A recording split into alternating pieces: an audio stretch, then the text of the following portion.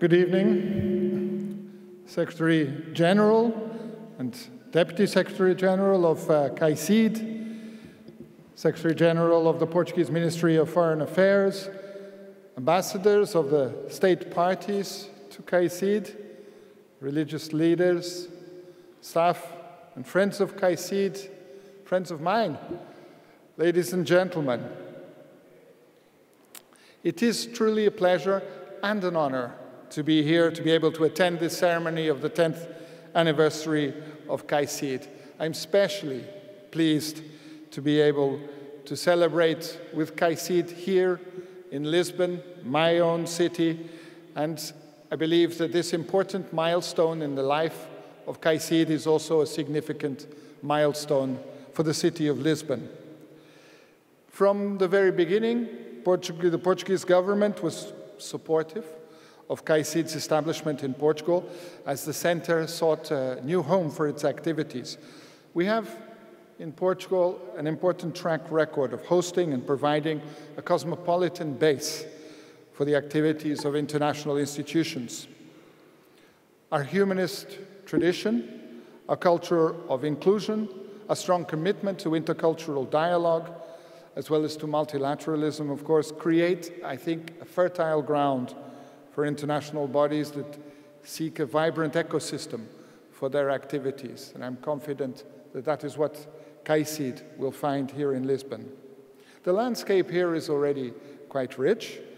We have here the North-South Center of the Council of Europe, the Global Platform for Higher Education in Emergencies, the Ismaili Imamat, the CPLP, the Community of Portuguese-Speaking Countries. We have also a number of European Union and UN agencies whose work touches on key areas of our global agenda, such as migration, refugees, maritime security. And now KAICIID joins us here in Lisbon with its mission to build peace through social cohesion, joining this distinguished group of organizations and contributing in an area that is vital for our fractured world, vital in circumstances in which we see cultural diversity, which so much contributes to the wealth of the world, being misused. We see religious diversity that is so important, such an important part of this planet which we inhabit, being misused in order to create identitarian separations, identitarian differences between our people. And the contribution of KAICIID, I think, in these circumstances is highly valuable. Today is a moment to celebrate, but I think it is also a call for action to all of us who engage with KAICIID. I know that at the center there has been a lot of reflection on what this milestone means, what the valuable work of KAICIID over the past decade can and should become over the next decade and beyond. Of the 10 lessons that you have identified some days ago, I would like to underline in particular the relevance of two of these lessons learned. One of them pertains to the return on a strong investment in partnerships, including and perhaps especially with grassroots organizations.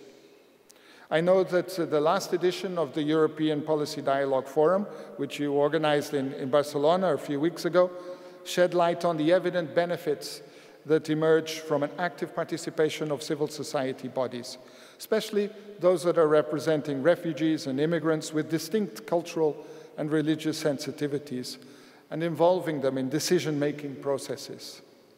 Participation is a necessary condition for integration. And there, Portugal is also ready to engage with KAICIID and other partners, including multilateral institutions, such as the International Organization for Migration, whose work is only going to become more and more relevant.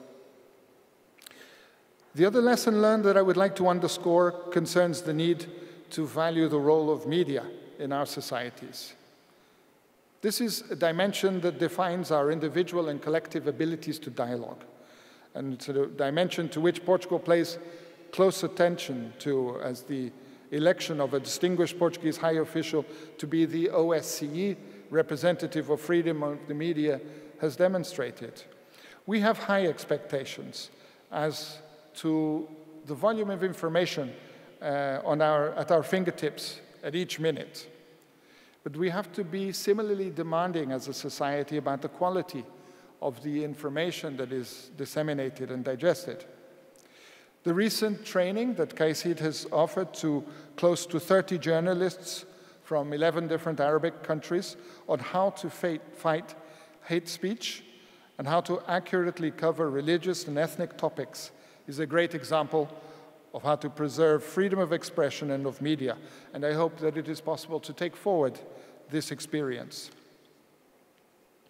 As KAICIID settles into its new location in Lisbon, as it prepares for the new decade ahead, and as it seeks to contribute to the highly complex world in which we live, I believe that it is vital that KAICIID should benefit from as wide and as diverse a support as it can. You can certainly, of course, continue to count on Portugal's support. So my suggestion, modestly, is that you should continue to build synergies with those international organizations in Portugal and beyond, that you should continue to reach out and to engage more countries in your work.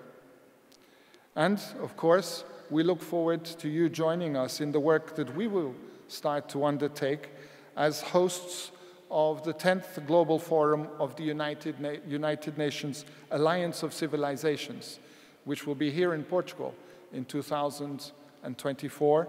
And of course, we hope that KAICIID can be an important partner on that occasion. In short, happy 10th anniversary to KAICIID. We look forward to the next 10 years and to many more beyond that. We look forward to working with you and interacting with you daily here in the city of Lisbon. Thank you very much.